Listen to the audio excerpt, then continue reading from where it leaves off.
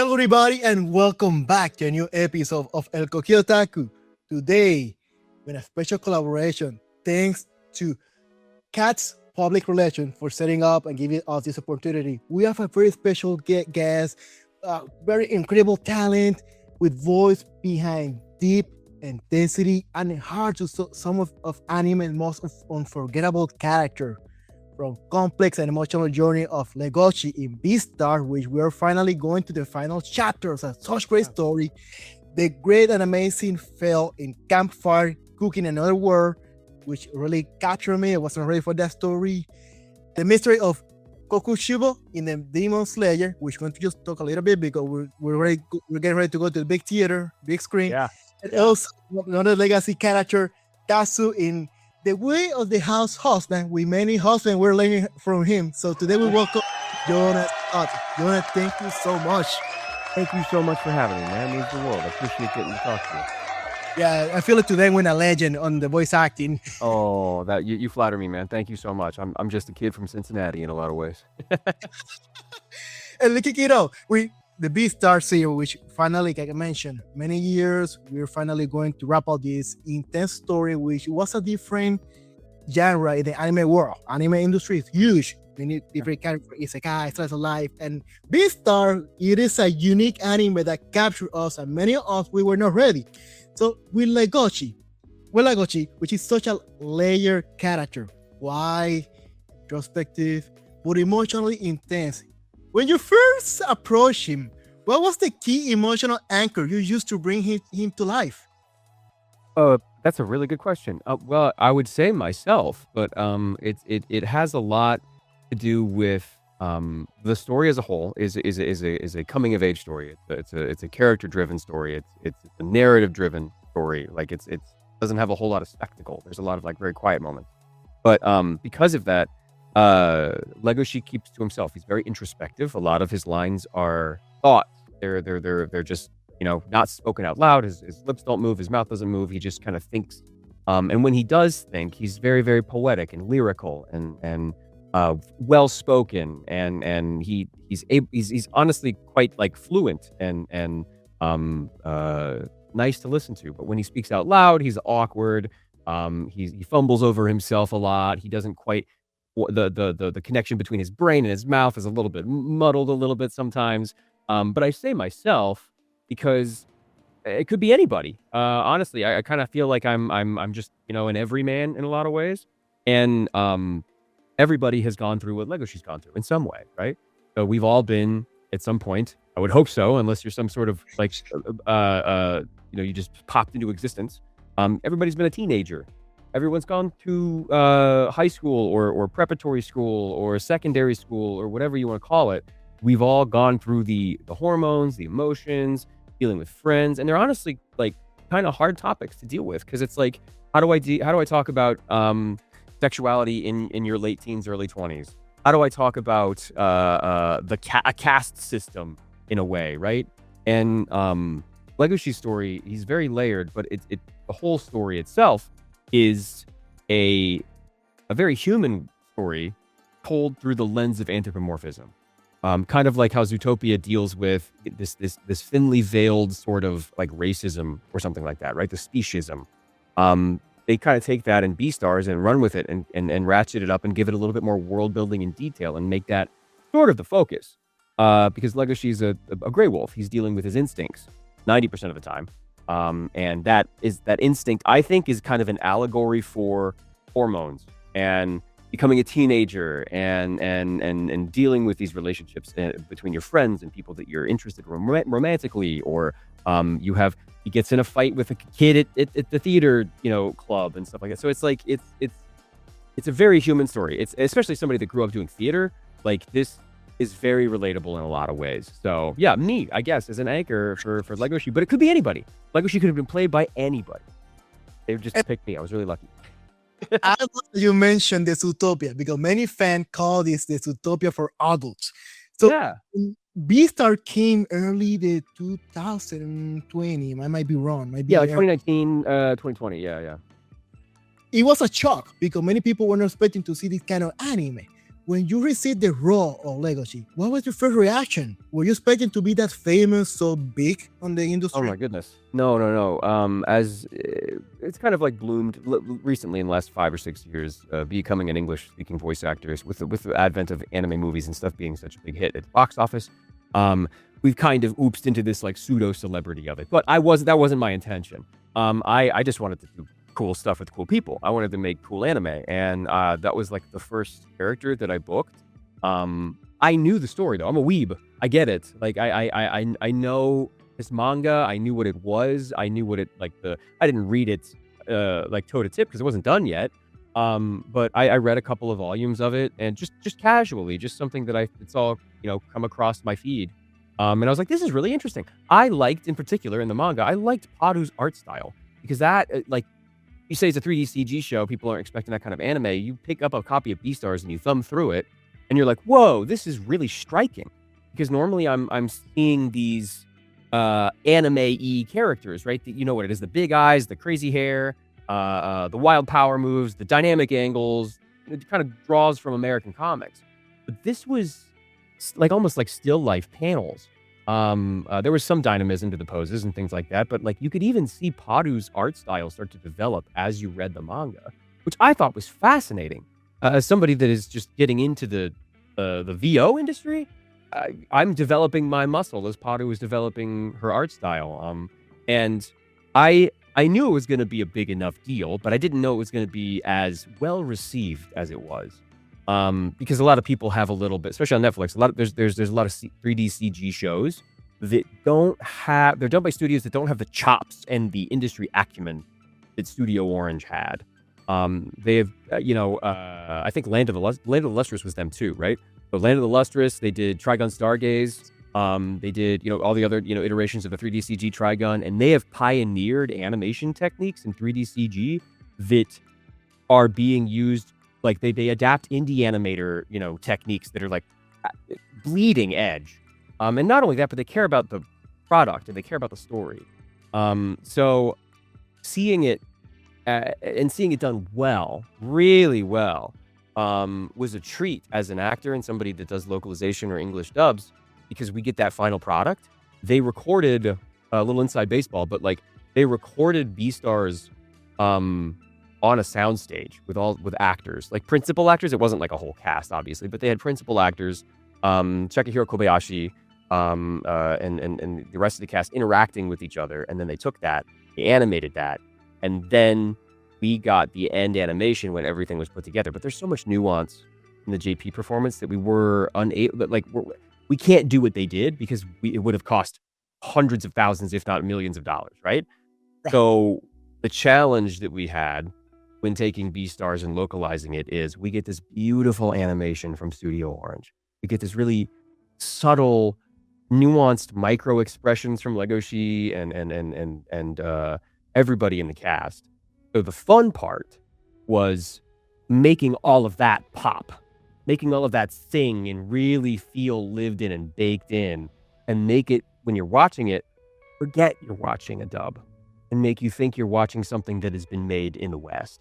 Because the 3D CG line can really blur that anime suspension of disbelief, right? Because when you're watching an anime, you're just like, this isn't real. It's not Western. It's not made in America or whatever. But the fact that it is CG, you can kind of forget you're watching an anime for a while and be like, yeah, this is just the story. Because it doesn't even take place in Tokyo, right? It takes place in this fictitious world that is kind of like Tokyo and loosely inspired by Japanese cities and American cities and like Art Deco and other some like colonial like buildings and stuff everywhere. It's really pretty. World building is really great too. But I was surprised to see people receive my performance and everybody else's, the dub as a whole, really, really well. They loved it, and that made me sigh a massive amount of relief. I was like, oh, thank God. Everybody loves it. Thank God. I'm a dub person. I only watch dub, so trust me, I'm a big fan of the dubs always. And believe it or not, there's a lot more otakus out there that we are more fan and full for dub, but only that we're not that loud. I always say, not because one group is louder doesn't mean it more. But going to Legoshi, because you just mentioned one aspect I want to talk about, the animation. and I'm going to back to the Genesis, season 1, the opening, the Wild Side. Many people like me didn't know about Beastar until we saw on social media back then Facebook suddenly this clip running about the opening of Beastar Wild Side. Yeah. Very different, very shocking. Correct me here. Do you have a cover or do you sing this song on English, the English version? I don't sing in the English version, no, but we did do me and my friend Alejandro Saab. We did a cover of the OP. So I sing the lead, and he sings some backup stuff and some harmonies, and he has a verse too. But the part that went viral was me singing with my musical theater chops. That's what I did when I was growing up. The big broad solo. It is a wonderful life. Please would you kiss my name? And that was me. And I think Alejandro texted me like the week that happened, and he was like, "Did you do something? Because this song is blowing up." And I'm like, "No, I didn't touch it. I just sang well, I guess," and people really liked it. So yeah, but I was. He asked me to do that, and at the drop of a hat, I said absolutely. I will attempt to do anything with that guy. I love Alejandro to death. Yeah, I met Alejandro too. Very cool dude. So I think he was Spanish fluent. I mean, he's from. Oh no, for sure. No, that guy, and my partner is too. Which is when I saw that we were on a Spanish speaking channel, I was just like, "You're leaving? Oh, it'd be a great opportunity." I don't speak a lick. I speak German. But my partner speaks. She's from Puerto Rico, so she's. Same here. Oh, nice, cool. She got the name Koki, so that. Yeah, yeah. That's her nickname, Koki. As a kid, people used to call her Koki. Wow, the frog. Definitely, but Wild Side. So when you saw that opening again, like I mentioned, I think everybody know that song. It's a very interesting jazz. It is a rich, unique. Yeah. What was your first reaction when you saw that animation, which is truly unique? When I saw the animation for the OP, I was floored because it's beautiful. You stop motion dancing. It's very well done. And that's something that they kind of took with them and carried throughout the series, where they have a really unique, fun take on an anime OP. But that original, the very first season one, it's gorgeous. I sit down and watch it, probably once or twice a month. It's well done. I want to learn the dance. I want to learn him and Haru's dance. Legoshi and Haru's. Oh yeah. Dance. And I feel like that opening, even it is usually opening, people don't skip them because they might bring spoilers. I feel like that opening is a very good summary of with all these years of work, especially now we're going to wrap it up with the ending, and I'm can't wait for it. So what the fans and those who are going to be fans now of Beastars should expect? What are those emotions you're waiting to explode during this final season of Beastars? So it's the end of this big arc. It's the end of this big story. There's a lot of plot threads that are going to get tied up, and there's a lot of intensity. There's romance, obviously. There's a lot of action. The hardest part was making sure that I was happy with it, because I'm my own worst critic. But like it's a very important show to me. This whole story is incredibly important to me as a person. So I'm not a perfectionist, because chasing perfection is just a recipe for disaster. But like I wanted to get as close as I could to perfect with everything that I was given, the script that I was given, the director and the production company who were doing a great job that I was given, and we really did make this last season sing. There's a couple of really fun moments, really fun scenes that bring a lot of life to this world, and then the ending, I can say this, is different than the manga. So if you didn't like the manga ending, go watch the show. Maybe you'll like the show's ending. If you don't like the show's ending, go read the manga. See if you finish it, and if you like that, you do. There's a burden of choice there. I think you'll find one that you really appreciate. Awesome. And I need to turn the coin, two faces for the same coin, or just swapping from wolf to wolf with a character of Fel. From Campfire, yeah. Exactly. He's almost the complete opposite of Legoshi. Yeah. Confident, dominant, and unapologetic. How did you shift that mindset from wolf to wolf, but it's a different character? So Fel sits in a place. What I saw of him was the first scene. I hadn't read this manga in particular, so when I auditioned for him, which is a rarity. Rarely do you get to audition for shows produced at Crunchyroll, so you really got to take it seriously, right? So I sat down, I looked at it, and I noticed that he was not a villain, but he had a lot of power. He has a lot of gravitas. And one thing that I really want to do in my career is voice an MMO raid boss, or something like that. Something big and like is like commanding the room. And that's where we kind of settled on Fel's voice, and it's like really deep and intimidating. And you know, he has this real like regalness to him. He's lived thousands of years and has so much power. But the second you put food in front of him, he becomes like a little puppy. He becomes this like Scooby-Doo guy, right? He's like, oh, this is delicious. Oh, I love it. And he kind of peels that away. That's his dichotomy, right? That's his character. The character is he puts on this, and people are afraid of him and intimidated by him. He puts on this front, or he like holds himself higher and more noble than others. But if he gets something that he likes, if he experiences some good food and good company and a really good fight, he could sleep soundly for the rest of the night. Like he's a very two-dimensional character so far. We haven't seen any sort of backstory or anything that gives him additional depth. So we had to kind of not manufacture that depth, but like really have a difference between Raid Boss Fel and Little Puppy Fel, who's like just excited to be here and enjoy the food. You know, that kind of thing. And I have to confess, some of my team members, they were pushing on me, hey, Onyx, you need to watch this series, you need to watch it. And I was not a believer until one day I said, you know what? Let me give it a try. Confession, we bench watched that series. So easy to watch. It's so easy to watch. It doesn't feel like work. No, it was way more than I was expecting. It was so enjoyable. And this character, I fell in love with all these characters. So what do you think it makes Phil such a fan favorite despite his, let's say, strong personality? I think Fel, he's relatable in a lot of ways. The best characters are ones you can see yourself in. And who doesn't love good food? Who doesn't love good food and they don't have to cook it, right? His whole, Fel's whole thing is that he doesn't know how to cook. Like there's a joke in the most recent season where he just like breathes fire on something that was dead and he's like, there, I cooked it. And it's just like, yeah, well, you need a little more, a few more steps. But yeah, he's the best food I've ever had was food that I did not make or it was made for me. So I think that kind of speaks to him. I also, I study cooking. And I'm a chef myself. I really do love to cook.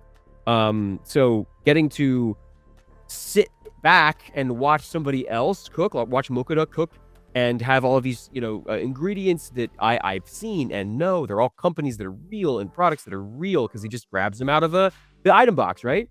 That was really cool. Just getting to sit back and watch that stuff happen, know what the lines are. I also auditioned for Mokuda too. So when I did that, I was like, oh, I know exactly what these food items are. I know exactly what this dish is. So it kind of informed that. And for as long as I've been voice acting, being in a food-centric anime is one that I really, really wanted to do. Whether that was, I own a restaurant and, in another world or something like that, right? But like, this is just as good. This is perfect. And I get to play a wolf again. Great. A strong and powerful wolf. Yeah. Moving on to one of the new, this one, it has been for many years, this anime. We're about to wrap it up, but it's going to take a year. Demon Slayer. Everybody hear about Demon Slayer? We're going to the beast. However, a big key character, haven't spoke too much, but now in the last movie, we saw a little bit more about it. We know it's coming for all the drama. Kokushibo and Demon Slayer. What was that your reaction as a person when you hear the news that you got the strong, the powerful, the heavyweight, or carry all to the goal on this last? So it was a Friday, I remember, because your agent calls you on Fridays when you book something big. My agent does, at least. That's his thing. So I woke up and I remember I auditioned like 2 weeks ago from that date for Kokushibo. And I was new. I was very new to the industry. I did not think I would be cast. As a matter of fact, while I was reading, I was like, oh, I can think of like 5 other guys that would absolutely crush this. Like, and they would do such a good job. And like, I'm so new, it's okay if I don't book this. It's just really cool to read for a character like this. I auditioned for Akazutu. I auditioned for Doma. I auditioned for a bunch of characters in Demon Slayer. But I got a phone call from my agent and he said, yeah, you booked it. Friday morning at like 9 a.m. Shot up out of my bed, screamed like a little girl. It was great. I was over the moon. And he's just like, yeah, this is a big deal. This is going to change a lot of stuff. And I'm like, yeah, I know. This is a big deal. I hope I do a good job. I mean, it went from being super elated to very, very nervous because I was so new and I may not know what I'm doing. I had a lot of like reluctant heroisms about it, where she's like, can I really do this? Is this something that I can pull off? This is Demon Slayer. This is like, these are the major leagues. Like, this is gonna be tough. But after talking to him for a little bit, I realized that, yeah, I think we're gonna be able to pull this off. I often describe him as anime Darth Vader, because he just kind of, he's there in the back, and like whenever he says, he didn't say a whole lot, but whenever he does say something, everyone's just like, oh, okay, we're gonna listen to what Upper One says for just a second, even if we don't agree with it. We're gonna listen to what Upper One says, and then, like, we'll continue on. He gives a little bit of wisdom. He gives some, advice or a threat or something like that. So I'm really excited to really bite into Kokushibo as a character. I've read the manga. I know what happens. I don't know what happens in the movie, but if it follows the same thread, it's gonna be incredible. I'm very, very excited.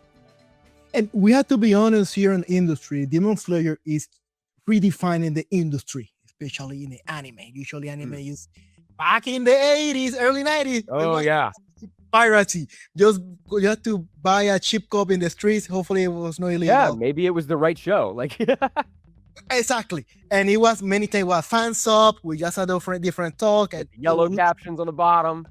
Oh, and then we do VHS. Finally, we have Funimation and Crunchyroll. Yes, a whole. And then you had like legitimate means to actually get good copies. You get liner notes. You get things on the back. You get an insert or something like that. Yeah, actually worth the money. It was a whole evolution, but now suddenly Demon Slayer. When you book this character, do you knew about the project of Crunchyroll Sony that they will make this last season, technically the whole season, on the big screen, not only a stream? I don't think we did. I knew that there was going to be a movie or two, but usually when you do anime, they take like a light novel or an OVA or an adaptation out of like context, or a spin-off series or something like that, and then turn that into a film or like a 45, 50 minute, long form OVA or something like that. But these are full on 90-minute plus feature films, financed by Sony and Crunchyroll, backed by one of the strongest narratives in the anime industry. Like, it's a recipe for success, and regardless of whether or not I do a good job, the movie's gonna do incredible, and I'm really excited to just kind of, again, touch that and just be a part of that. Just like Attack on Titan, just like My Hero, just like One Piece. Again, I'm lucky to be where I am. Lucky, and luck is a combination of preparedness and skill. So I was prepared. I had the right skills. I knew the right people. My work kind of spoke for itself, and I'm just jazzed to be a part of the show, man. I really am. Again, I'm just a kid from Cincinnati, so it's crazy that, like, pinch me. I'm dreaming. When we were kids, because I think we had the same age. When we were teenage, do you ever picture that you will be producing anime voice acting for the big screen? Oh no, absolutely not. I was running around the playground doing Dragon Ball Z Budokai moves. Like, that's what I was doing. I was pretending to be Dan Green and Yu-Gi-Oh. I was practicing those voices and stuff like that. Double Sunday, that kind of stuff. Like, I was really into it. I wanted to maybe do that, but I didn't think it was accessible to me. I lived in Kentucky. I lived in Cincinnati. I was in the Midwest, right? I wasn't a Hollywood kid, no helicopter parents. I wasn't on set all the time. I was learning acting as a hobby every Friday from 4:30 to 8:30. And that was the fun that I enjoyed, making friends that way. But being able to be a part of something this tectonic, this world shaking, literally, it's a worldwide global phenomenon, is a dream. And again, I'm lucky to be involved. Thank you so much to Aniplex and everybody over there for letting me try and giving me the opportunity. And we're gonna crush this. And moving on to that, even by the way, Jonah has a lot of character love from core character when anime industry was growing. But I want to have a last character for today, which is kind of unique. Talking about Tatsu in the way of the Househusband. Oh yeah, the house. Those who are getting into the marriage life. Yeah. So, Tatsu have a unique delivery, deep and but intense.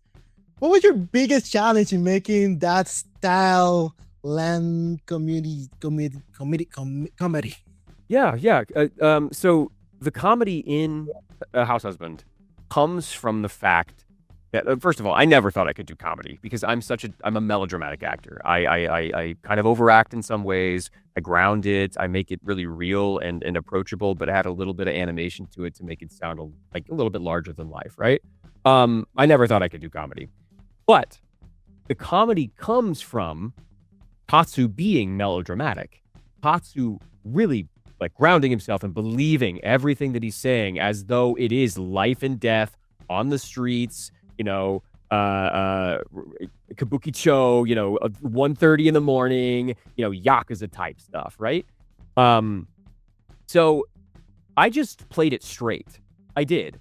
When I got the audition, I knew the franchise. I have all of the manga back there. It's the way that it's animated also kind of lends itself to this like snappy, punchy, fun dialogue. It's really quick. It's really jerky. It's really it feels like an animated comic book.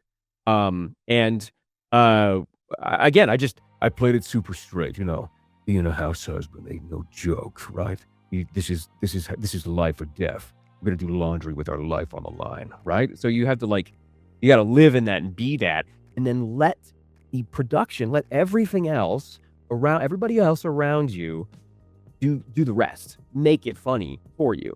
There's a scene where he's getting rid of a cockroach in his apartment. His wife comes home and there's stuff everywhere, debris all over the place, empty cans of Raid, he's got a knife somewhere and he's just like up against the wall, shirt off, bleeding a little bit for some reason. What does this cockroach do to you that makes you bleed? I don't know. But I think the coolest line, the most fun that I had was doing this cockroach scene. Because in the end, it's a slapstick bit, right?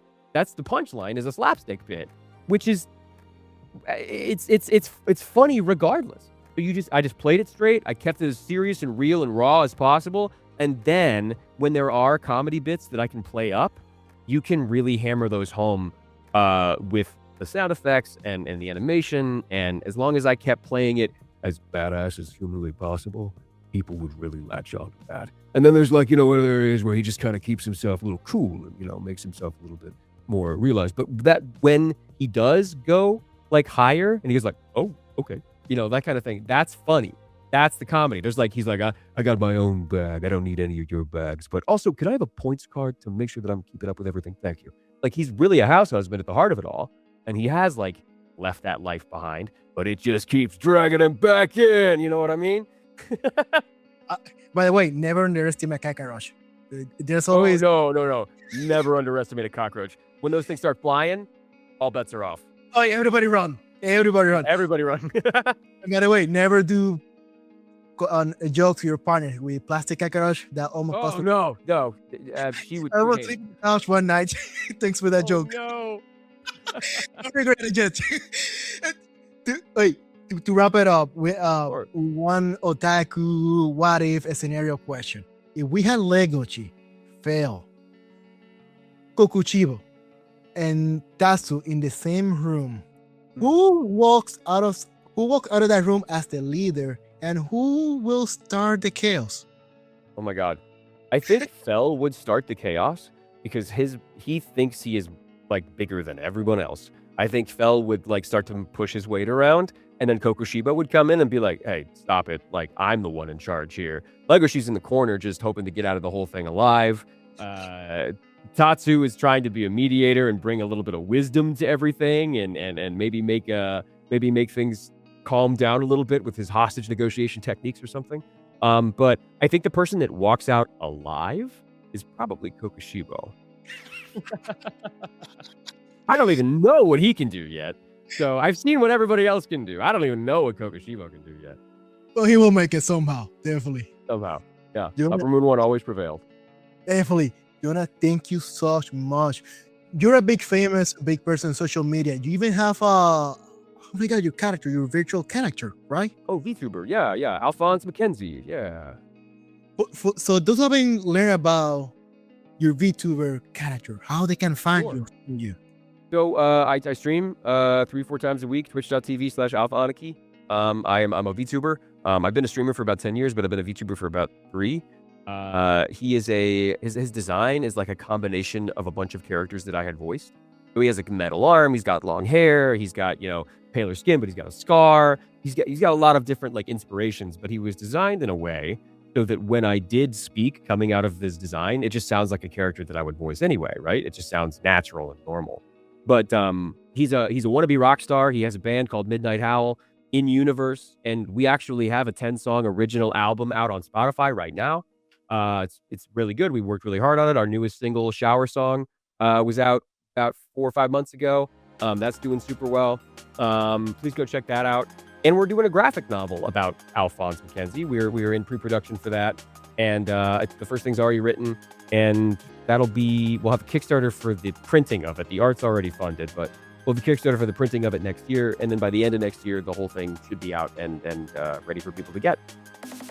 Awesome. And guys, go ahead and check it out. The music, follow, subscribe, because you will have no idea how much that just a simple like, is a big support for content, especially with the algorithm changing every half moon.